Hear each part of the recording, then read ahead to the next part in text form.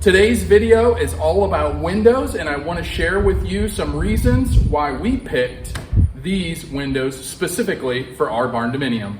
Let me start off by saying that when it comes to picking windows, I was really surprised at how many options we had. I wanted to go with the manufacturer that I was familiar with, and I've worked with Pella windows in the past, so we decided to stick with that product.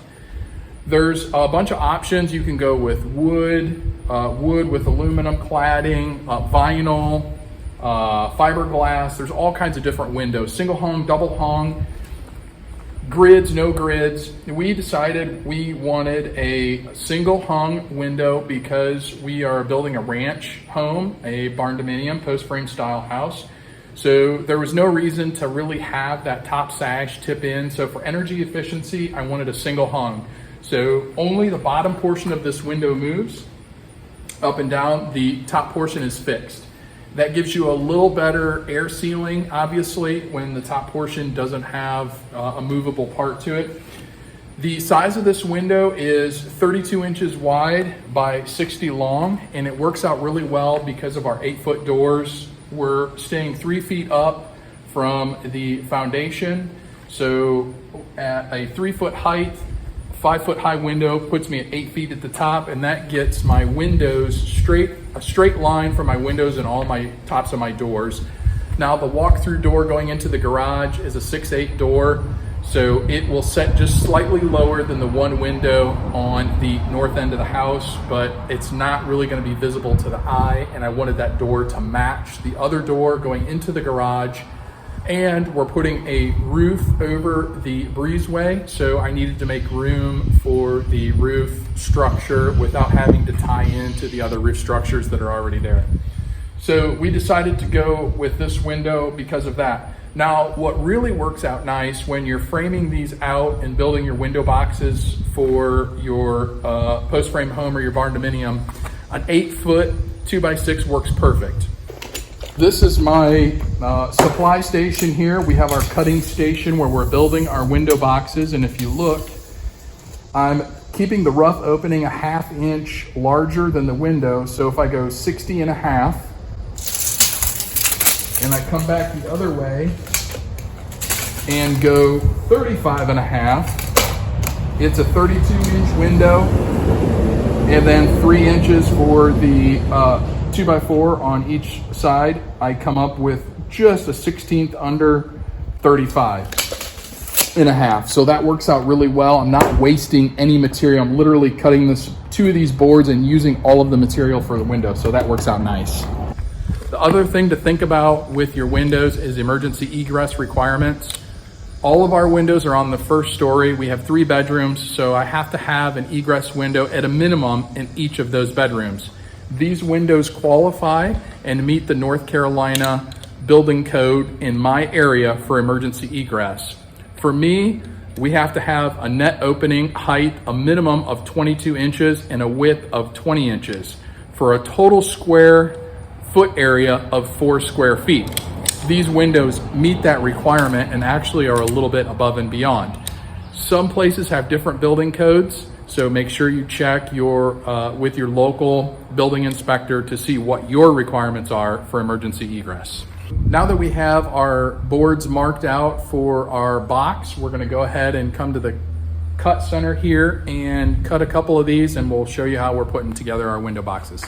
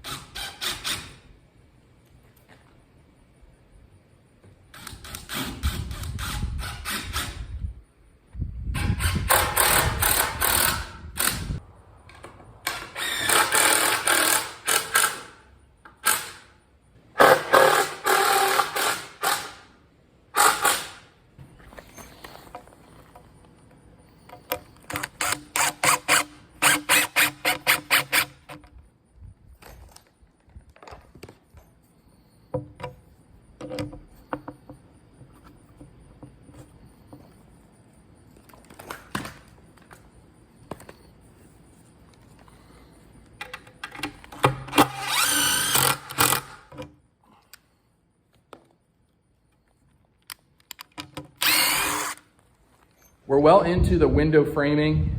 We have most of them over. We're over halfway done actually, but I wanted to show you guys something that I found doing the windows. I'm not proud about this one, so if you have OCD, I'm gonna ask you to tune out right now and we'll come back in about a minute.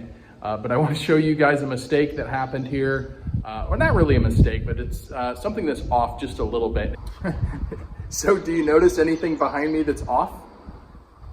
Is it the post or is it the window? Well, let me tell you. The window is perfectly plumb. We set that with the laser. The bottom is set with the laser and the sides were set with my 8-foot level, so it's perfectly straight up and down.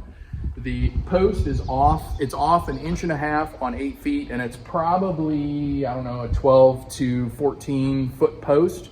So I'm guessing we're probably off 2 inches or maybe 2.5 inches on the full length of the post, and it does have a little bit of a bow to it as well. But this is the gable end that we set last, and we set these posts individually, and we tried to plumb things and straighten things as we went, and for whatever reason we just missed this post.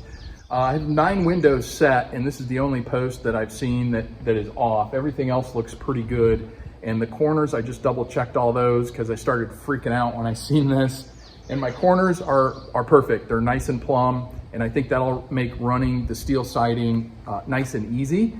And this is a good, I guess, point that I didn't want to attach the windows to the post because I was afraid of this going in, and I wanted to be able to adjust the windows and get them perfect. And had I attached it to the side of the post like the blueprints called for, probably I would have ran into an issue here. Not only would the window look canted with the vertical seams on the siding, but you probably wouldn't be able to get the window closed or open. So it would create a lot of problems. So get your windows, your framing on your windows as perfect as you possibly can. And this is just something I'm gonna have to live with. And hopefully my OCD doesn't get the best of me, but there's not, like I said, there's not anything I can do with this now. We gotta move on, and luckily we can cover it up. And if nothing else, it makes me aware to watch out for things. And we're gonna keep moving forward. Let's show you how we're installing these window boxes. They're super easy to do. And there's one other small inefficiency that we ran into when doing these windows, and I'll share that with you as well. So what we've done here for the bases of the windows is we've used our laser to get a common line all the way around at 35 inches. We started up by the front door. On this post, that was 0 on the bracket. If you remember when we set those, these were my 0 post. So we measured up 35 inches. We've carried that line with the laser all the way around the building. So I'm gonna go ahead and mark this. I don't know if you can see the laser line right there.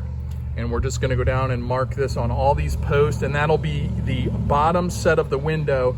And the reason we're doing that is because our Versetta stone is gonna run up 34.5 inches, so it'll be just underneath the window.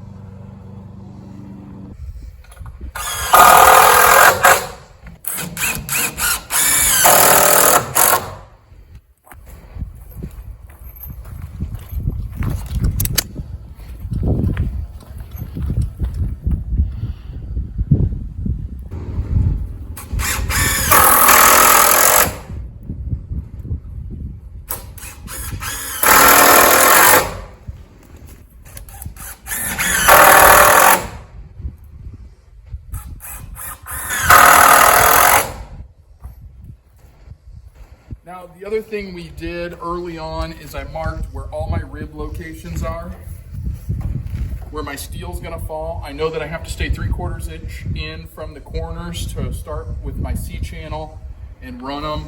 And I know the width on my panels and the width on the ribs. So I wanna keep my edge of my window on the flat part of the panel. So I have my window mark here, and I have my rib marks here, so we're right in between.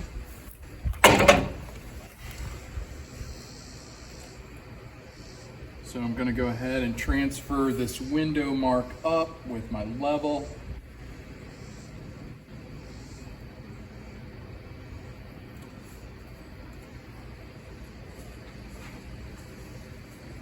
And the other side.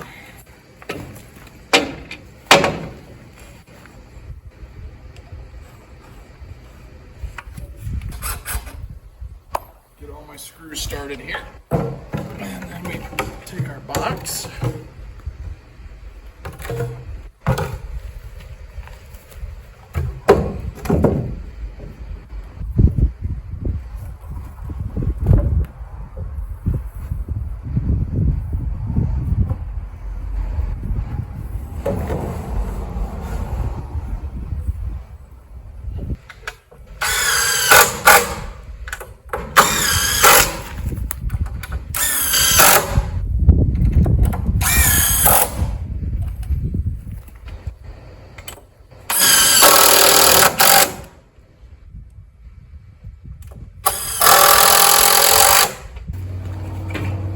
This should be pretty close to being right on the money. Since I was really careful, yes, when I built these to get them nice and square.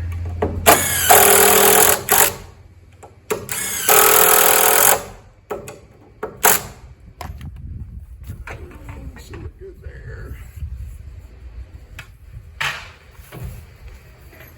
So now here's the inefficiency that we ran into. This top girt board, 8 feet, is not quite to the middle of that. So I have to notch this top board out because my window sits a little bit higher. Had we accounted for that when I did the girts, I could have raised everything up about 1.5 inches. It just takes a little extra time to do. Notching this out leaves me about 3.5 inches. So that's a 2x4 width on the top girt. So I think that'll be good. Bottom is a 2x4 there, and then we're going to go through and notch all these, cut these 2 middle girts out, and then we'll put our blocking around the perimeter for our nailing. So now this post looks pretty good with the window. If I check it, we're about 3 1/4 roughly, and if I check it at the top, we're about 1/8 off on that post. Once the window box is installed, the only things left to do are remove the girts that run through the framing on the window, and then put your blocking in. Pretty easy deal here. I'm using a oscillating cutoff tool that's really made for cutting trim. So it's not probably the best tool to use for doing what I'm doing here, but I have it. And part of this build is trying to stay within the budget, and I really have to think about the tools that I buy for just a use or two.